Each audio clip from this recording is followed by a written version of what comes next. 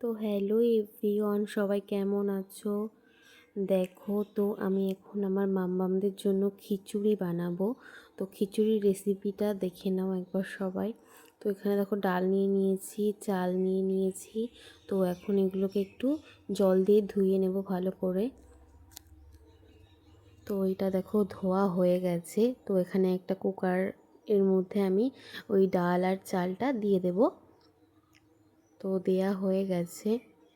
তো এখন এই দেখো সয়াবিন আগে থেকে ভিজিয়ে রেখেছিলাম, সেটা এখন অ্যাড করে দিচ্ছি এখানে। আর এখানে শসা আর কুমড়ো নিয়ে নিয়েছি। তো শসা কিন্তু বাচ্চাদের জন্য খুবই ভালো, আর গরমে শসা খাওয়া ভালো। তো বাচ্চারা তো শুধু খেতে চায় না, তো ওদেরকে যদি এইভাবে দেওয়া হয় ওরা কিন্তু খুব ভালোভাবে খেয়ে নেবে। আর এখানে দেখো অ্যাড করে দিচ্ছি একটু হলুদ আর একটু লবণ দিয়ে দিয়েছি। তোমরা তোমাদের অনুযায়ী যেমন রান্না করবে তেমন দিয়ে দেবে। আর এখানে আমি একটু জলও অ্যাড করে দিয়েছি, যতটা জল প্রয়োজন। এবার আমি এটা বন্ধ করে গ্যাসের উপরে বসিয়ে দেবো। গ্যাসটা জ্বালিয়ে নিলাম।